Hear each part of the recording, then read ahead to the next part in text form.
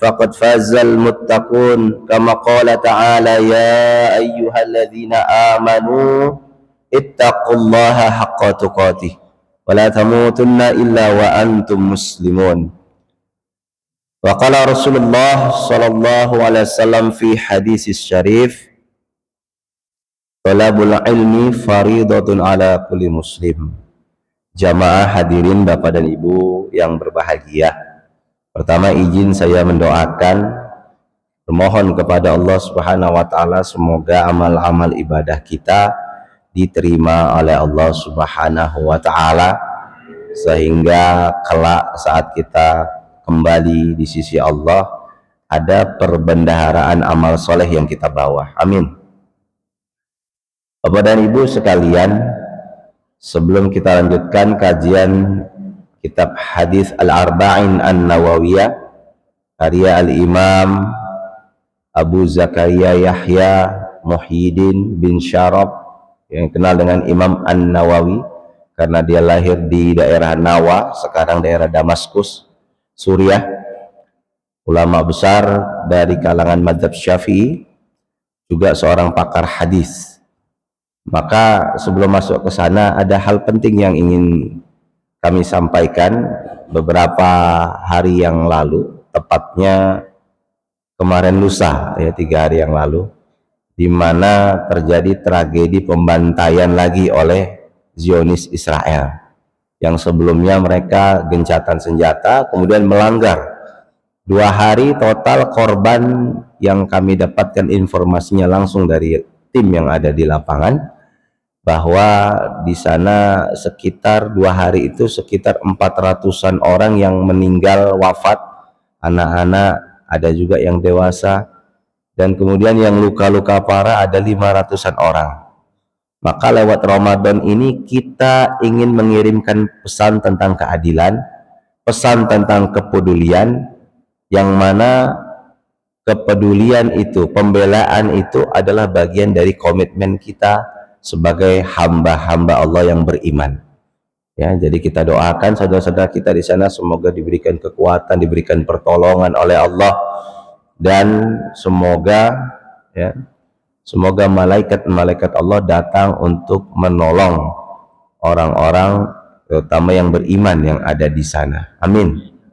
Kenapa ini kami sampaikan penting? Karena nanti ada orang-orang yang sholat iktikaf al-asra al-awakhir di 10 hari terakhir, tapi tidak peduli dengan keadilan, tidak peduli dengan pembantaian yang terjadi terhadap saudaranya di Palestina. Maka yang seperti imannya cacat. Ya, kata siapa? Kata Nabi. Ya, jadi kalau ada orang iktikaf bagus, ya, kemudian sholat di masjid bagus, ya, ngaji bagus, tapi di saat yang bersamaan dia tidak peduli, bahkan sekedar peduli tetangganya yang lapar pun enggak. Nah, yang seperti ini mohon maaf imannya tidak sempurna, sebagaimana isyarat di dalam hadis yang sahih muttafaqun alaih, Al-Imam Al-Bukhari meriwayatkan dalam Kitabul Iman ya, di nomor hadis 13. Al-Imam Muslim ya, muridnya Imam Bukhari juga meriwayatkan di dalam Sahih Muslim nomor hadis 45. Nah, ini kemudian dikutip oleh Imam An-Nawawi yang pernah kita kaji di hadis Al-Arba'in di nomor ke-13. Kata Nabi SAW, an Abi Hurairah radhiyallahu anhu, dari sahabat Abu Hurairah, Nabi menyampaikan suatu pesan singkat, la yu'minu ahadukum, tidak sempurnalah iman kalian, salah seorang di antara kalian imannya itu enggak sempurna, hatta yuhibba li akhihi ma yuhibbu li nafsihi, sampai dia mencintai saudaranya sebagaimana mencintai dirinya sendiri. Nah, inilah kemudian yang menjadikan ada orang-orang yang bolak-balik umroh, bolak-balik ziarah ke tanah suci, ziarah ke makamnya baginda Nabi Muhammad SAW, tentu baik. Tapi kalau dengan dia berangkat ke sana sementara tetangganya ada lapar dia nggak peduli, maka ini tanda-tanda bahwa imannya, ibadahnya itu tidak sempurna. Ya, ada kecacatan terutama dalam bab komitmen untuk menjadi orang-orang yang beriman. Maka iman itu menuntut seseorang untuk peduli. Ya. Iman itu menuntut seseorang untuk memiliki rasa empati, terutama terhadap saudaranya, karena kita diikat oleh kalimat la ilaha illallah Muhammadur Rasulullah. Siapapun dari kalangan ahlul kiblah, umat Islam yang mereka bersyahadat, maka sejatinya mereka orang yang beriman yang kita terikat persaudaraannya, sebagaimana Allah Subhanahu wa taala berfirman, innamal mu'minuna ikhwah. Ya, hanya saja mereka yang punya iman itu ada iman yang bagus, ada imannya yang kurang bagus, tapi kalau dia punya titik keimanan itu maka saudara kita. Maka saya menyarankan di banyak tempat, khususnya masjid-masjid, ya, bagi para takmir, DKM, pengurus, jadikanlah masjid rumah besar umat Islam. Jangan dibuat jadi rumah ormas, jangan dibuat jadi rumah parpol. Itu yang nanti apa, pecah belah terus. Umat Islam kalau masuk ke masjid dia adalah saudara. Kenapa? Kita diajarkan oleh Nabi untuk berbaris rapi, ya, sawu sufufakum fa inna taswiyata sufuf min tamami sholat. Diajarkan sebelum sholat supaya rapatkan barisan, luruskan, kita menghadap kepada Tuhan yang sama, yaitu Allah Subhanahu wa taala, menghadap kepada arah kiblat Ka'bah di Makkah Al-Mukarramah pun sama. Kemudian kita memiliki ikatan akidah yang sama, la ilaha illallah Muhammadur Rasulullah. Kalau ada perbedaan-perbedaan kecil, nah ini perbedaan-perbedaan biasanya furu'iyah saja, sedikit jumlahnya, dan itu perlu kedewasaan. Ya, kalau ada orang tidak siap untuk berbeda, nah ini model anak-anak. Biasa anak-anak itu kan ya merasa kalau dia sudah mengikuti satu hal, kemudian tidak menerima hal lain. Kalau dia menyangka inilah model beragama yang belum dewasa, maka Ramadan ini harus kita dewasakan, terbiasa dengan sikap terbuka, terbiasa dengan objektif, ya, sehingga tidak mudah menghakimi oleh saudara-saudaranya yang berbeda. Jamaah sekalian, Bapak dan Ibu yang berbahagia, tadi malam kita malam 22 ya Pak, saya ngisi kajian di daerah Caman situ, kajian iktikaf Ustaz. Wah, kajiannya itu jam 11 sampai jam 12. Nah, nanti malam ada kajian di daerah Kranji, mintanya jam 1 kajiannya Ustaz, sampai jam 1.30, model kajiannya interaktif. Saya pikir semangat betul nih. Masalahnya yang minta ini udah pada tua-tua juga, ya, sudah pada pensiun.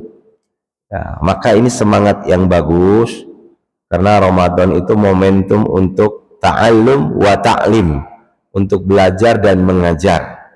Sebagaimana ya tradisi yang terjadi di masa sahabat, ketika datang Ramadan dia beribadah, iya, tapi dia beribadahnya diiringi dengan upgrading ilmu, ngajinya sama Rasulullah SAW, baginda Nabi Muhammad SAW.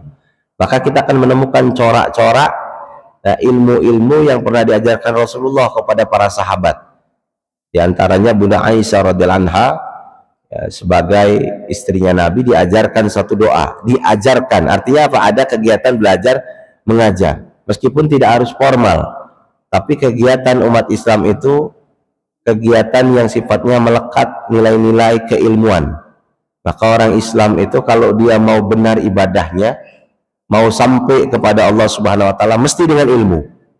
Ya, datang, Pak Ustadz, saya nggak butuh saya ilmu, pokoknya saya beramal saja. Datang nanti saya sholat subuh, ya saya bikin aja lah 5 rakaat. Yang penting saya ikhlas, saya cinta kepada Allah. Ikhlas dan cintanya kepada Allah adalah hal yang bagus. Tapi kalau sholat subuh pula 5 rakaat, nah ini yang tidak bagus. Kenapa? Orang menyangka ini orang waras, tidak. Karena Nabi mengajarkan 2 rakaat namanya sholat subuh. Demikian juga sholat zuhur. Ya, sholat zuhur juga sama. Yang biasa di kita 4 rakaat, memiliki dalil-dalil dan memiliki petunjuk syariat yang jelas. Ada dalilnya dari Al-Quran, ada dalilnya dari hadis, dan menjadi ijma, kesepakatan seluruh umat Islam.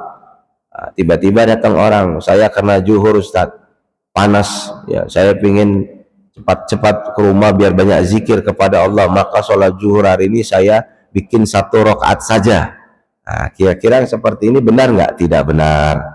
Kenapa tidak benar? Mungkin belum belajar tentang fikih sholat. Maka kita ajak belajar. Orang kalau nggak tahu jangan dimarah, Pak, Bu. Orang kalau nggak tahu ya dikasih tahu. Syukur-syukur nerima, nggak syukur ya didoakan kalau nggak nerima. Karena hidayah itu mahal. Hidayah itu milik Allah, bukan milik Ustadz Aris, bukan milik bapak-bapak semua, bukan milik ibu-ibu semua. Ya, jadi kita ini bukan siapa-siapa.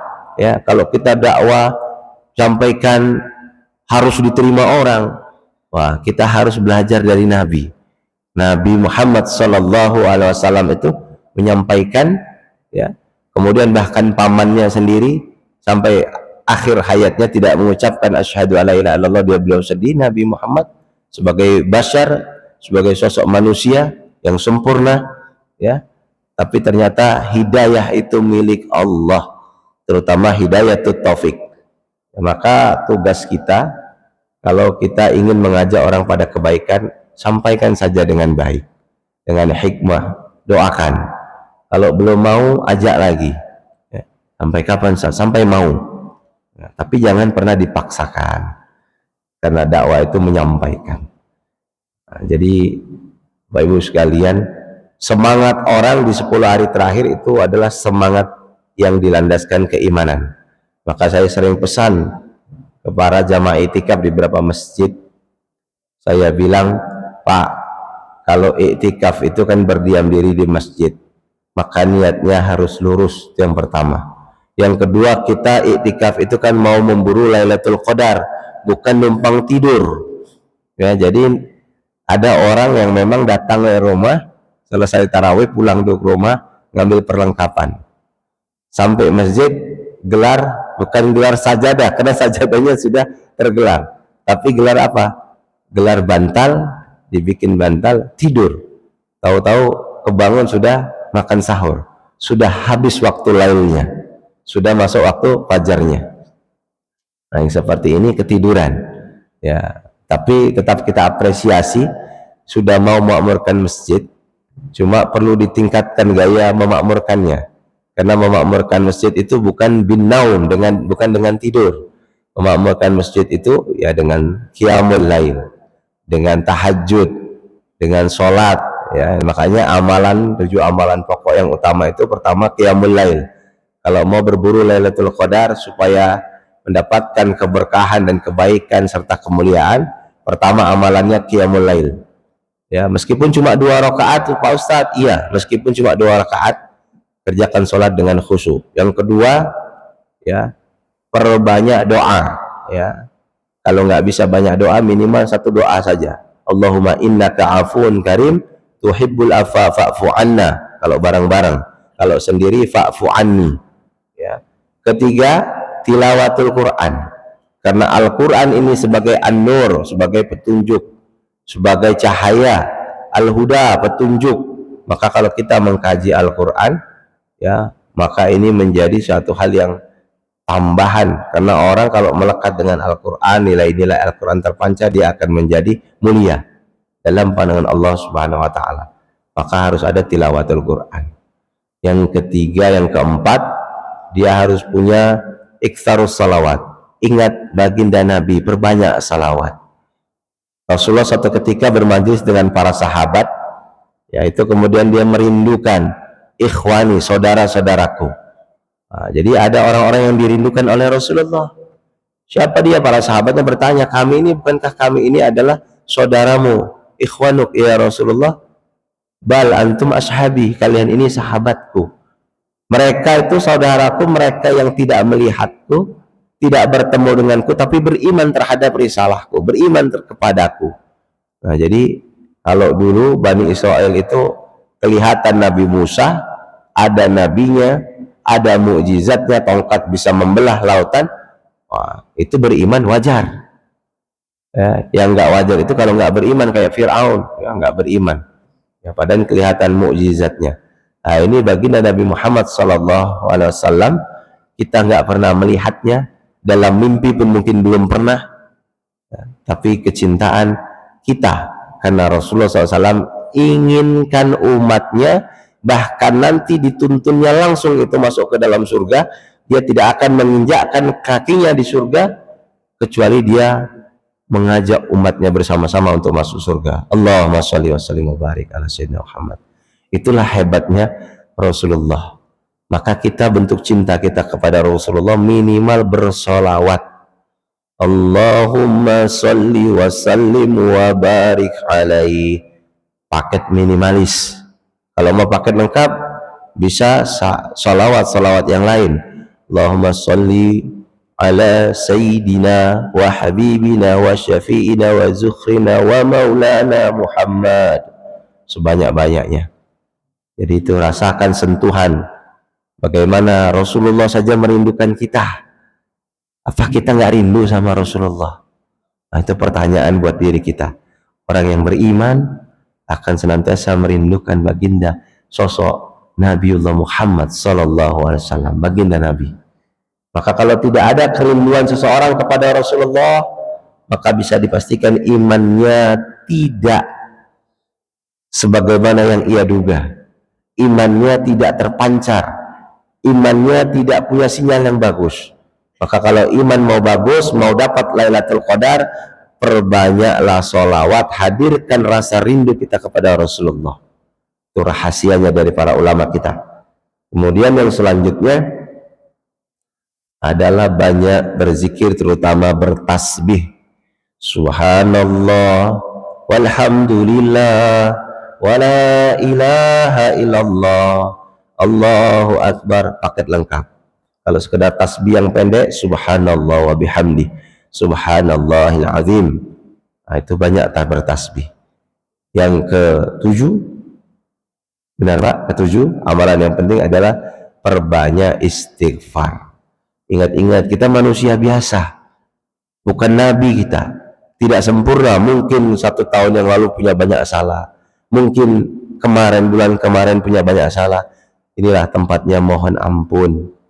Karena kalau Allah subhanahu wa ta'ala mencintai kita, ya, sebagaimana isyarat dalam Quran surah Ali Imran ayat ke-31, Qul in kuntum tuhibbunallah fattabi'uni yuhibbukumullah wa yaghfir lakum dzunubakum. Kalau kita ngaku cinta kepada Allah, ikuti Rasulullah, cintai Rasulullah, maka Allah subhanahu wa ta'ala akan mengampuni dosa-dosa kita. Tuh, cinta kepada Rasulullah saja, ikut kepada Rasulullah saya sudah dapatkan cinta Allah.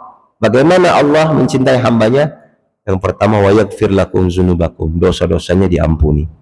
Ya, sampai kita kembali kepada Allah dalam keadaan yang bersih. Karena manusia tempatnya salah, berbuat dosa, khilaf dan seterusnya. Maka kalau tidak mohon ampun di dunia, maka khawatir pulang kepada Allah membawa tumpukan dosa. Na'udzubillah. Bapak dan Ibu sekalian yang berbahagia, kita bacakan hadisnya. Kita lanjutkan al-hadis tsalis wa tsalasun, hadis ke-33 di dalam kitabnya Imam An-Nawawi rahimahullah. An Ibnu Abbas radhiyallahu anhuma anna Rasulullah sallallahu alaihi wasallam qala law yu'tan nasu bida'wahum la adda'a rijalun amwala qaumin wa dima'ahum lakinnal bayyanata 'alal mada'i wal yamina 'ala man ankar. Hadisun hasanun ruwahu al-Baihaqi wa ghairuhu hakadha wa ba'dahu fi sahihain. Jadi sebutkan di sini, ini hadis tersambung sanadnya kepada sahabat yang mulia meskipun usianya masih kecil, ya, namanya Ibnu Abbas. Ibnu Abbas ini saat Rasulullah di Madinah, dia berguru belajar kepada Rasulullah sampai nanti menjadi seorang ulama di Hijaz, di Mekah. Ya, nanti di antara murid-muridnya itu tersambung ke Sufyan bin Uyainah, tersambung ke Imam Asy-Syafi'i, Muhammad bin Idris Asy-Syafi'i. Jadi Imam Syafi'i itu punya sanad, beberapa sanad, diantaranya adalah sanad yang tersambung ke Rasulullah, fikihnya lewat Ibnu Abbas di Mekah. Ya, maka Ibnu Abbas ini, siapa Ibnu Abbas? Ya perlu kita sampaikan, Ibnu Abbas ini sahabat junior karena dia usianya terpaut jauh dengan Rasulullah. Ibnu Abbas ini nama aslinya Abdullah. Jadi kalau orang Arab biasa Abdullah, biasanya panggilannya itu nama bapaknya, ya punya bapak namanya Abbas. Abbas ini merupakan pamannya baginda Nabi Muhammad sallallahu alaihi wasallam. Abbas ini adiknya Abu Thalib. Abbas ini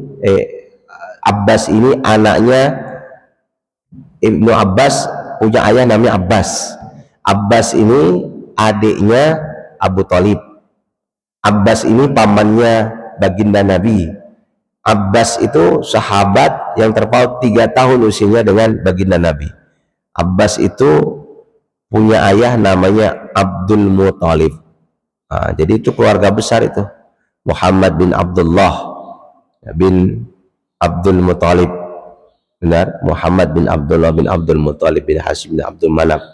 Nah, ini jadi Abbas ini punya ayah yang menjadi kakeknya baginda Nabi Muhammad sallallahu alaihi wasallam.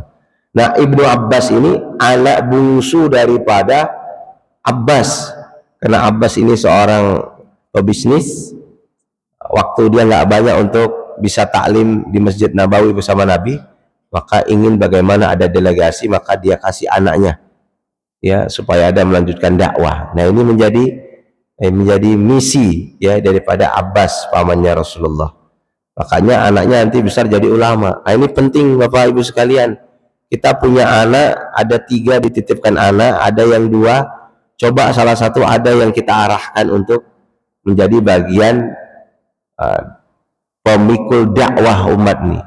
Jadikan satu yang harus ada fokus untuk agama, sehingga nanti dia besar ya jadi penyuluh umat.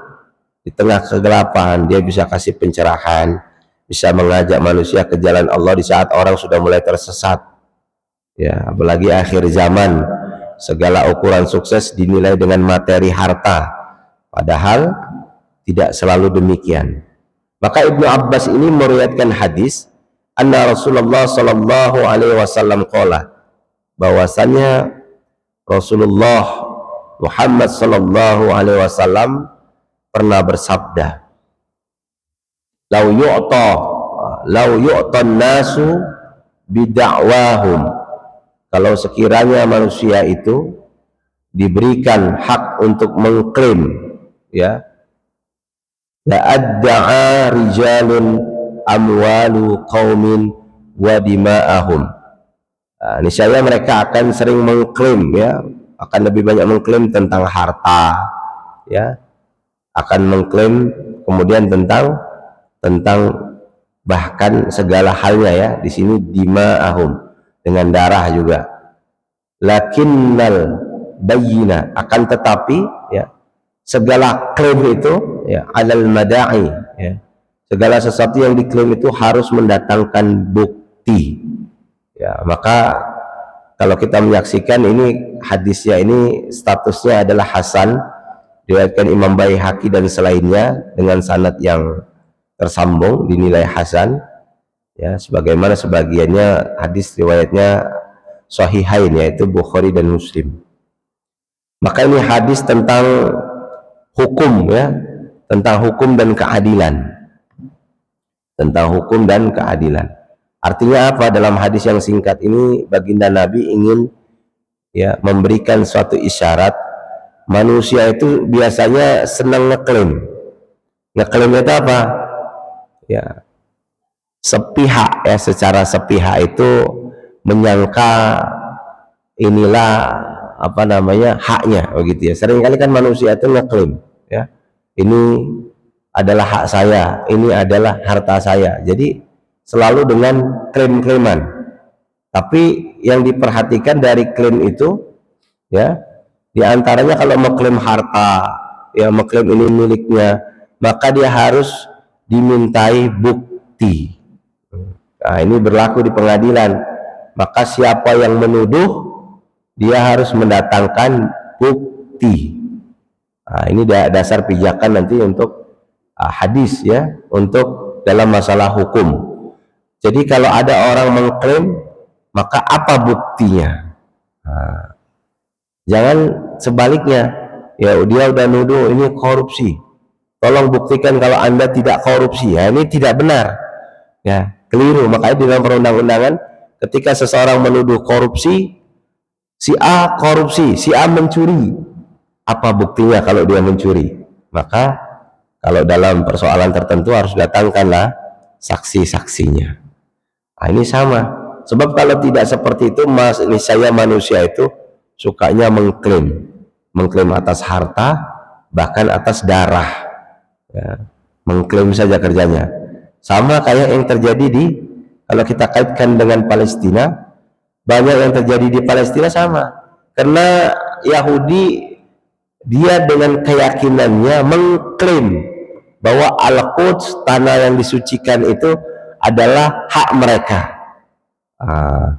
harta warisan dari nabi-nabi mereka. Ya, karena di sana Baitul Muqaddasah. Jadi mengklaim ini memang dia tradisi kebanyakan manusia. Ya, sifatnya mengklaim.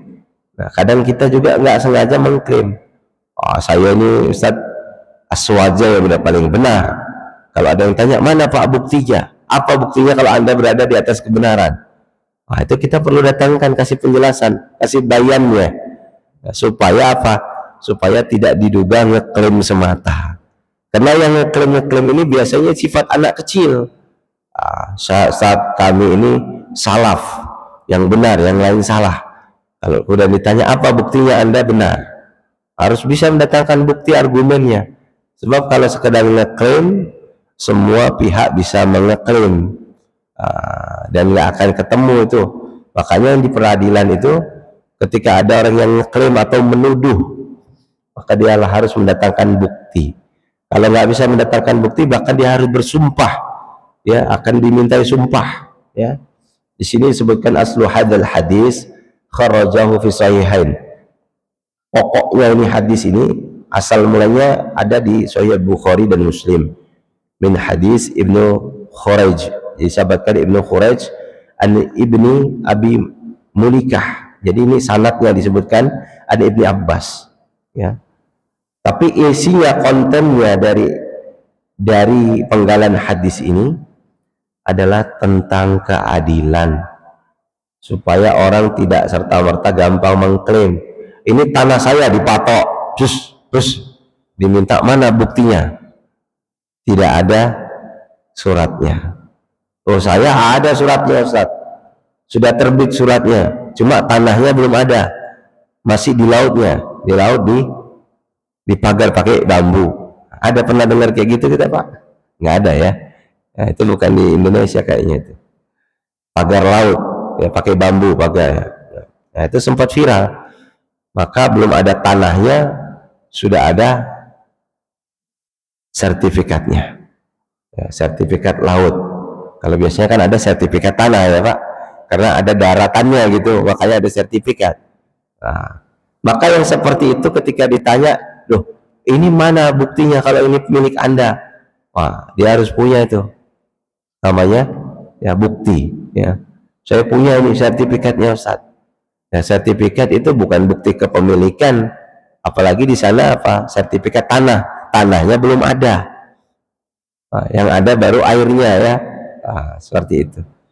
Bapak dan Ibu sekalian, maksud dari hadis ini kalau diterangkan oleh para ulama kita, ya maknanya, diantara maknanya adalah, ya, maka di sini di antara makna yang disampaikan oleh para ulama, fa anzalallahu tasdiqu dzalik tsumma iktara'a hadhil ayah innallaha yastaruna bi ahdillahi wa aymanihim famanan qalila. Ya, maka di sini itu kalau mengklaim itu, kalau berada di pengadilan dia mengklaim ini anak saya, padahal statusnya bukan anak dia. Misalkan di rumah sakit ada orang sekian tahun, ini kita contohkan kasus supaya gampang dibawa ke kasus. Ada orang sekian tahun nggak punya anak, tiba-tiba dia sama suaminya ke rumah sakit melihat ada anak baru lahir di keranjang itu, orang tuanya lagi diurusi. Dia pengen ini punya anak, akhirnya mengklaim, diambilnya, pergi dia. Rupanya mau keluar rumah sakit, ditegur, ini anak siapa Bu? Anak saya. Orang kan tidak ada yang melihat itu, tidak ada yang tahu. Nah, kemudian dipanggil, dikumpulkan semua. Apa benar ini anak ibu? Benar, kata si pencuri anak tadi. Ya, karena dia ingin punya anak, tapi dengan cara yang tidak tepat. Maka kemudian kalau iya itu anak ibu, apa buktinya? Jadi kalau mengklaim itu apa buktinya? Maka dia dimintai bukti. Kalau dia tidak bisa mendatangkan bukti, maka gugurlah klaimnya. Dia harus kembalikan anaknya ke rumah sakit, dikembalikan, terutama yang hilang tadi anaknya. Jadi seperti itu gambaran hadisnya Bapak Ibu sekalian. Nah, di sini sebutkan innama urida bihi idza da'a ala rajulin ma yudda'ihi li nafsi. Maka di sini hanya saja ya, keinginan dari seorang mengklaim itu biasanya apa? Ya, karena dia mengklaim untuk dirinya biasanya. Jarang orang mengklaim untuk orang lain, jarang. Biasanya apalagi berkaitan dengan harta, berkaitan dengan yang namanya darah, itu biasanya mengklaim ya untuk dirinya sendiri. Ya, ini anakku, ini hartaku. Mana ada kita bilang ini hartanya orang ini, gitu. Kalau itu biasanya nggak ngeklaim ya Pak, karena biasanya ngeklaim itu terkait dengan kepribadiannya. Ya. Jadi di sini itu dalam hadis ini ada beberapa pelajaran yang disebutkan para ulama. Ya, di antaranya yang disebutkan oleh salah seorang ulama besar namanya Syekh Ibnu Utsaimin, ya, ulama Saudi, ya. Beliau menyebutkan di dalam penjelasannya, ya, di sini kalau Ibnu Rajab dijelaskannya secara umum, tapi kalau beliau ya, ada tambahan faidah-faidahnya. Di antaranya apa dalam hadis ini terdapat sejumlah faidah. Yang pertama bahwa kalau dalam syariat Islam itu ya keinginan ya untuk memelihara harta, memelihara darah milik orang banyak. Jadi kalau ngeklaim tadi itu bisa merusak, mengambil hak orang lain. Maka ketika disebutkan lau yu'tan nas yada'ahum la'adda'u rijalun amwalahum, ya maksudnya seandainya manusia kalau diberikan ya kebebasan untuk mengklaim tadi, ya memberikan dakwaan atau klaim, ya klaim itu dakwaan sama ya, klaim dakwaan itu sama. Misalnya orang itu sering mengklaim, wah ini harta saya, nah ini anak saya, nah ini rumah saya. Nah, tengoknya rumah kosong ditempati itu sama dia, lama kelamaan diklaim, oh ini punya saya dari dulu udah di sini, udah saya bikin apa tempat kumpulkan ronsokan. Wah, akhirnya digusur, nggak mau gitu kan, padahal loh datang yang pemiliknya, ini harta saya Pak, ini rumah saya, ini sertifikat tanahnya. Oh sertifikat, tapi nggak bisa Pak, saya udah lama di sini. Nah, biasa kan manusia karakternya suka ngeklaim, kecuali orang-orang yang diselamatkan oleh Allah. Maka kita jangan sembarangan ngeklaim Pak, karena berat nanti pertanggungjawabannya. Bukan hak kita, kita klaim hak kita. Ya, maka yang seperti itu masalah. Termasuk masalah tanah ini kan sering, apalagi zaman dulu. Zaman dulu itu kan ngeklaim tinggal mancang-mancang saja, mancang nanti geser batas orang, dulu belum ada sertifikatnya. Jadi bukti kepemilikannya ada diakui oleh masyarakat setempat. Itu tanah adat yang kita kenal hari ini, girik itu, ya, diklaim. Nah, tapi sekarang ini ada beberapa fenomena aneh. Ketika girik itu tidak ditingkatkan menjadi sertifikasi, jadi sertifikat, maka nanti muncul tiba-tiba ya seorang developer dengan perusahaannya sudah membuat sertifikat itu atas tanah, padahal pemiliknya belum buat sertifikatnya. Nah, ini terjadi di banyak yang saya temukan, banyak di lapangan itu seperti itu. Dia pancong mau bikin perumahan sekian puluh hektar, ya, tanahnya belum dibebaskan, belum dibayarin punya orang, tapi dia sudah terbit sertifikatnya dari ujung sana ke ujung sana. Dicek rupanya ini kerjasama dengan pihak otoritas yang menerbitkan sertifikat, BPN, Badan Pertahanan Negara. Akhirnya dia datang ke orang tadi, Pak mau pindah nggak? Kalau mau pindah saya bayarin tanah Bapak. Bilang ke orang kampung setempat.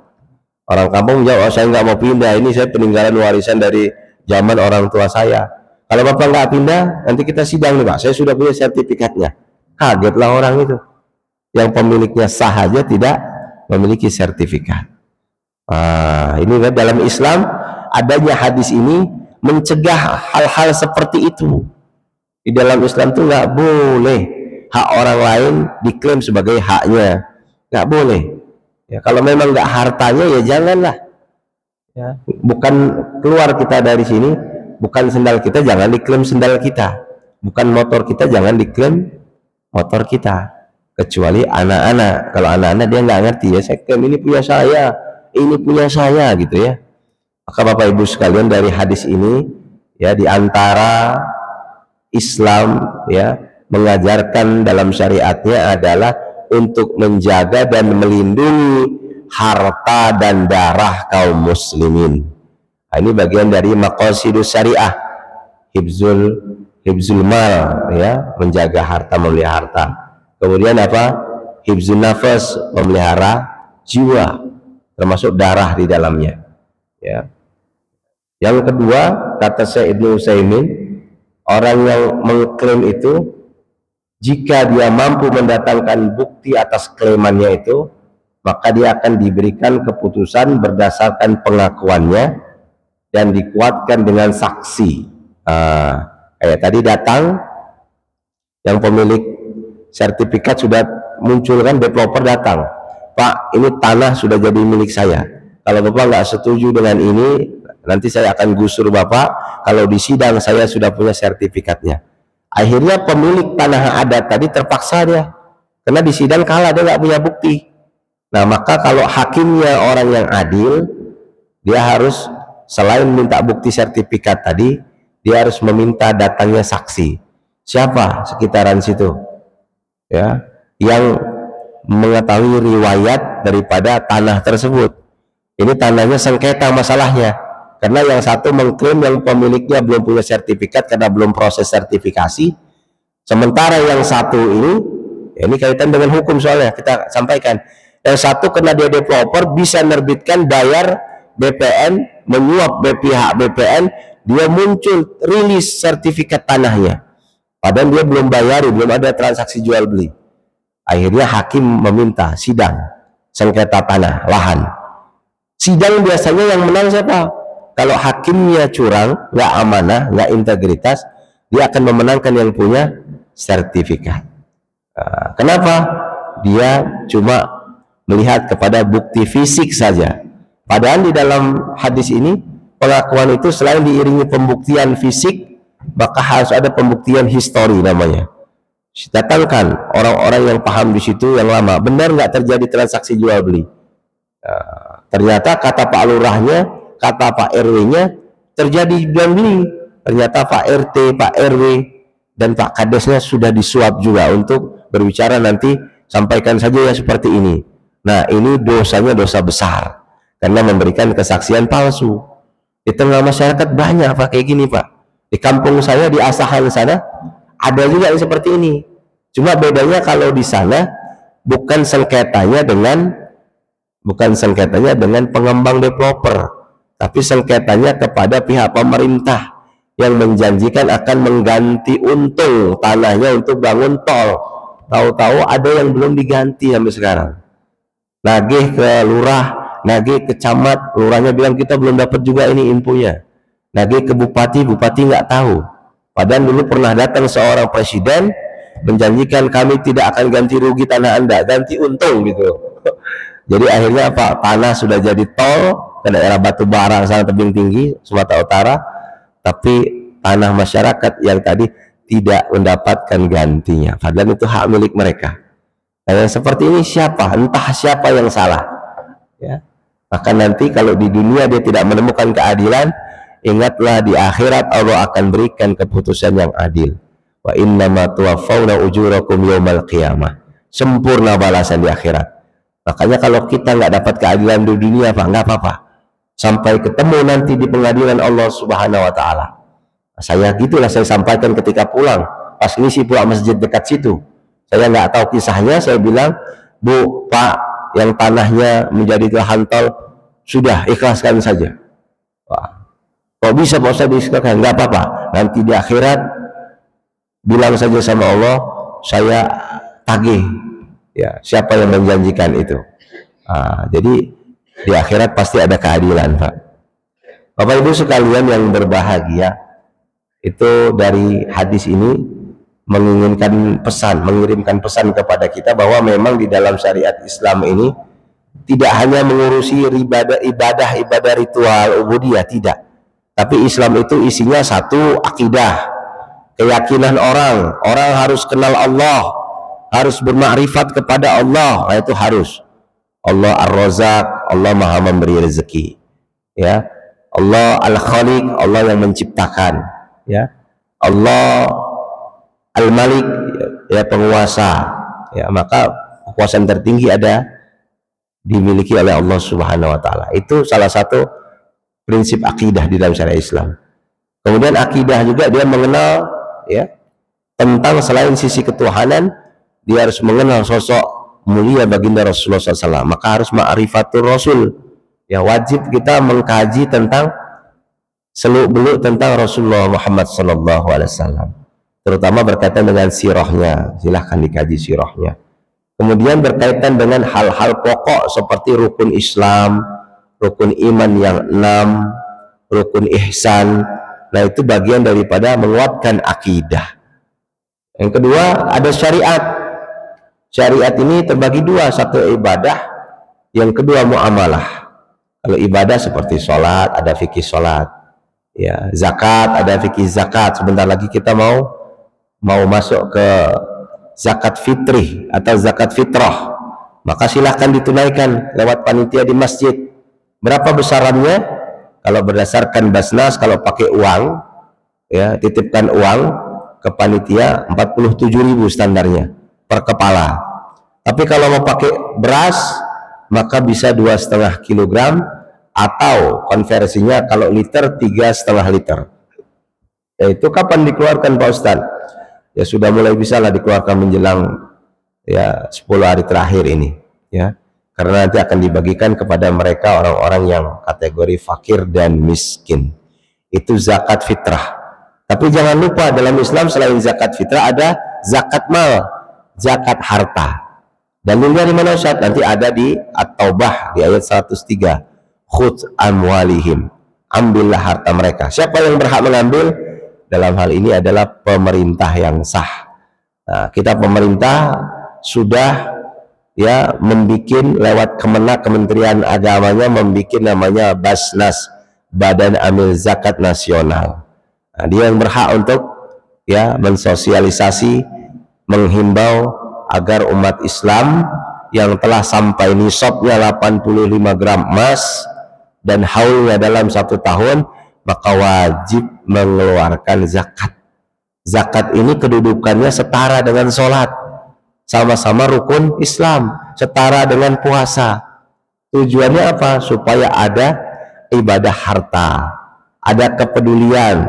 Jadi dengan zakat itu orang yang tadinya nggak punya makanan bisa diberikan makanan. Nah, ini penting. Zakat itu ibadah sosial yang harus terus ditingkatkan. Nah, saya mengusulkan di beberapa masjid itu kalau bisa jadi UPZ, Masjid Nurul Huda, jadi UPZ resmi. Jadi menjadi panitia zakat itu bukan setahun sekali aja zakat fitrah, tapi kalau bisa setiap hari, ya, dia menjadi ada tim, jadi amil zakatnya di bawah Basnas kalau jadi UPZ.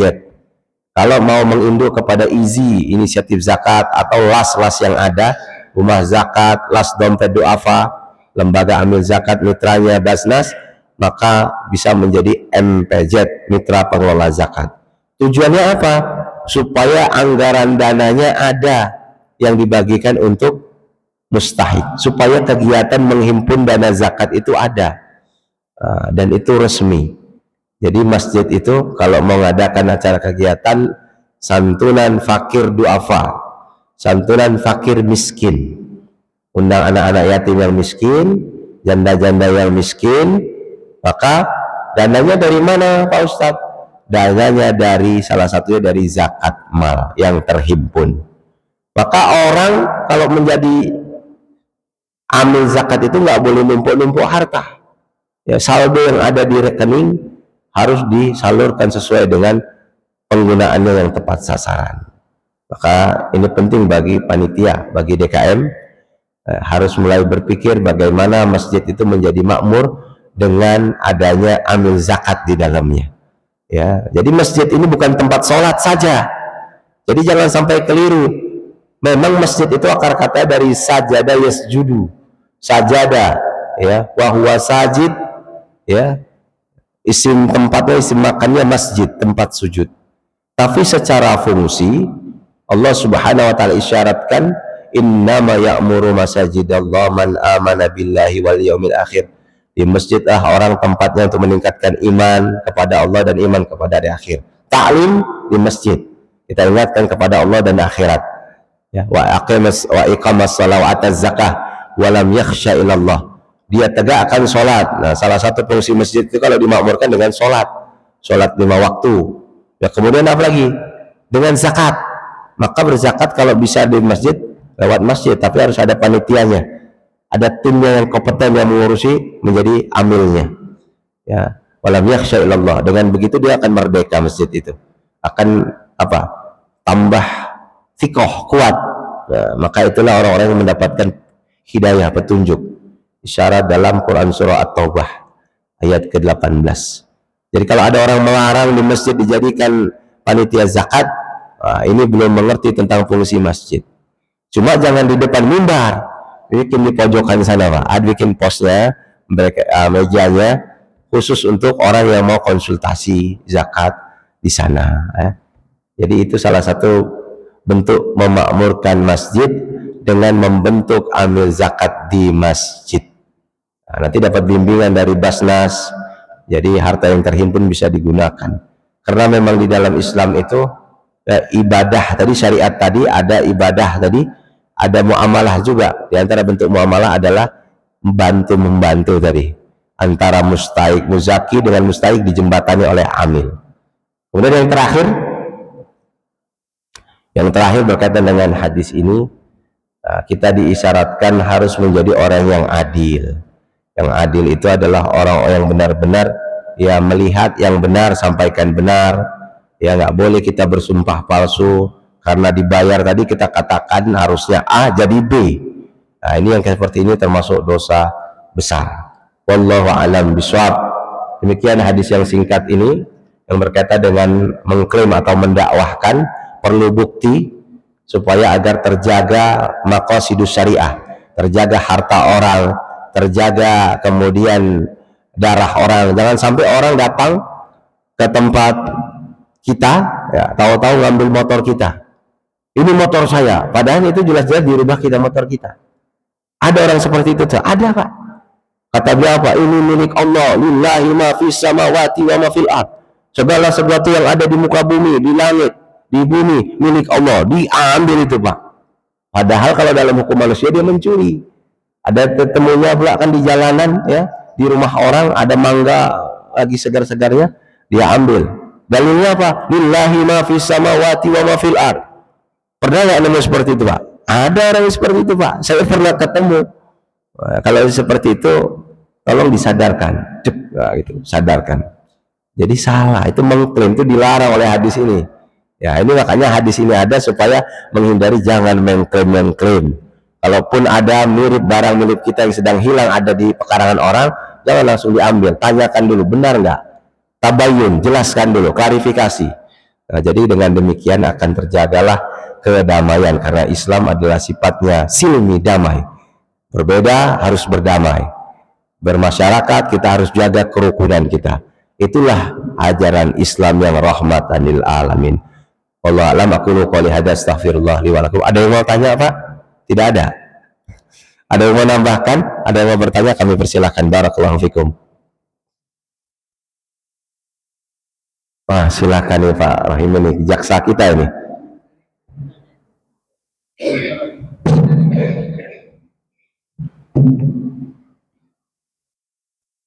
Memang kalau kajian di 10 hari terakhir enaknya interaktif sebenarnya, Pak. Tanya jawab sebenarnya. Materi sedikit aja harusnya tadi ya. Biar supaya hidup suasana, nggak ngantuk.